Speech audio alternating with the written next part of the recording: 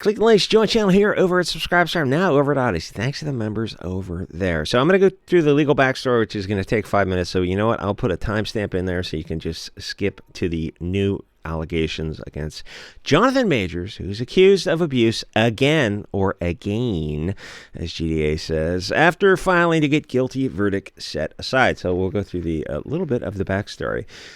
So he was in Manhattan found guilty of misdemeanor, reckless assault charge, and harassment.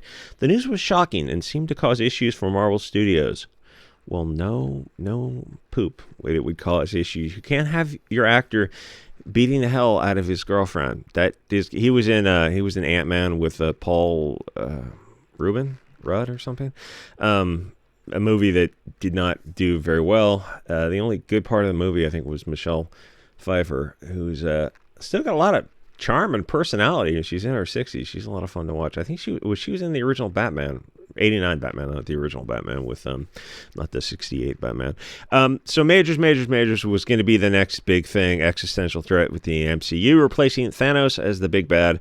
He just looks always confused and kind of looks like an asshole, if I'm being honest, just judging by his face. So people say that about me too, and then they get to know me and they find out I'm freaking adorable. Honestly, people have literally said, "I thought you were such a jerk when I met you," and then I found out, no, you're just really honest. So his legal team filed to have the verdict set aside because of a conflicting, one was reckless charge and one was intentional. It's like, well, those are, you can't have both at the same time. Video evidence showed he was running away from his alleged victim. Well, that's part of the evidence. They also state the jury instructions were improper because you have reckless assault and intentional. It's like, well, you have a spectrum from negligence is the reasonable man test, and I think it's similar in torts and criminal law, to reckless to intent. So I think that's roughly the spectrum to gauge somebody's behavior. So you cannot instruct the jury to find two simultaneously, but jury instructions in the court proceedings, like the minutia of the substantive area. No, it's not substantive. It's procedural area of law can be like evidence. The concept of evidence in law school it's just the most bizarre, convoluted class. So both could not be true because one's intentional and one's reckless. And moving to get his verdict set aside is error by the court. So maybe that'll be the out for him, but I don't think that's going to save him in Disney or in Hollywood. So more women. What's the timestamp on this? 2 minutes, 3 minutes. So more women have come forward alleging abuse. And, keep in mind, everyone's entitled to due process. It's like not everyone in Hollywood's some kind of, Epstein or Weinstein or something like this. Everyone deserves their fair shake. And there's that concept of, what's it called? Laches in civil law. What's it called in criminal law?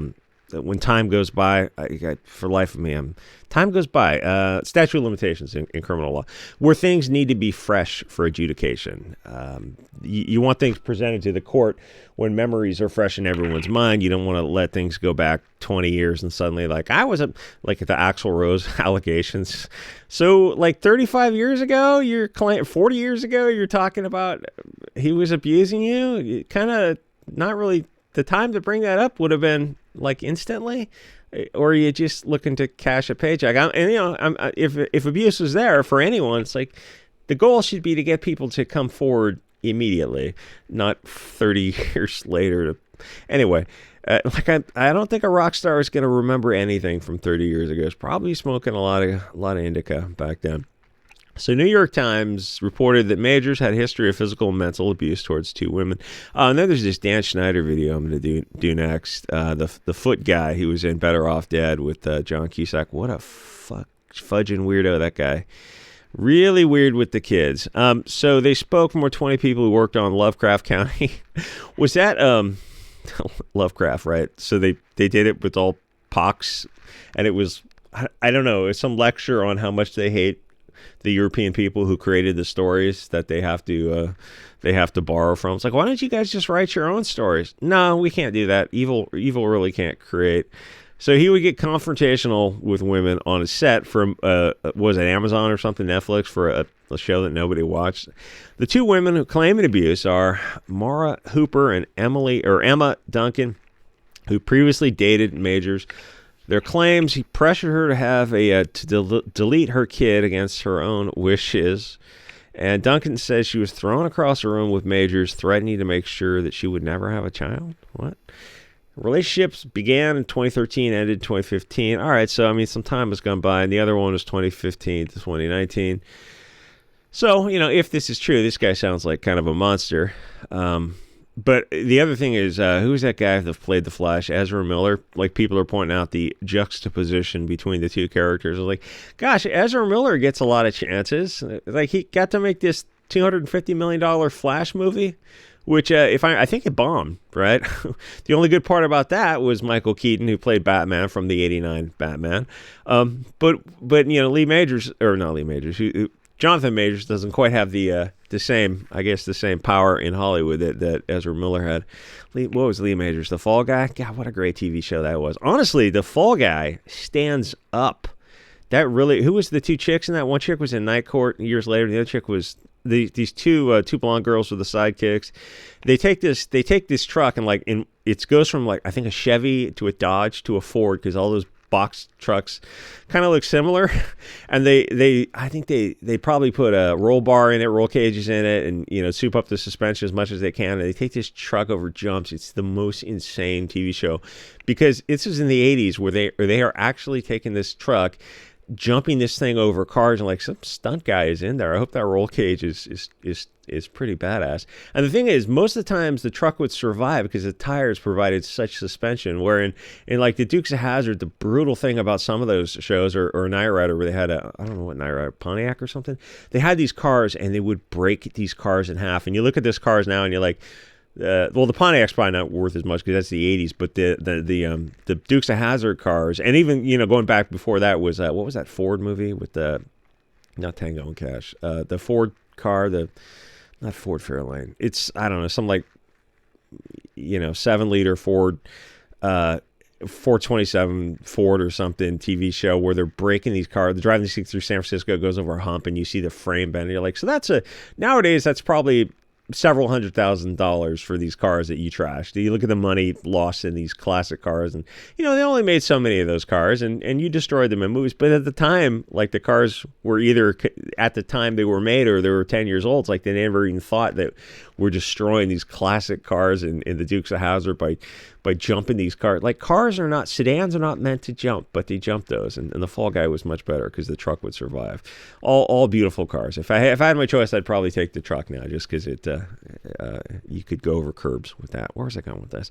I don't know. Okay, so Lee Majors got a lot of abuse allegations. Not Lee Majors, Jonathan Majors. I haven't had enough coffee this morning. What can I say? Or maybe I had too much. So, you know, everyone deserves due process. You got to bring the claims before a court, and like the court of public opinion is pretty chicken shit, and the left wing does this thing where they go, believe all women, and what happened with Alyssa Milano's thing is all the allegations were coming, 90% of the allegations were against left-wing guys in Hollywood, because it's a Hollywood thing, and Hollywood is over 90% left-wing people, at least publicly. So the allegations are all going to be against DNC Weinstein donors who were pictured with Hillary Clinton type of things. And like, what did you think you were going to catch? You put a rat trap and you caught rats. And it's like, oh, well, we're going to stop this. Like, what about protecting the women? Oh, screw the women. We just can't we can't shine a light on Hollywood. So you're just like, you're going to allow the Dan Schneiders and the Weinsteins to just continue to abuse women and children? Yeah, because we don't want to make the left wing look bad.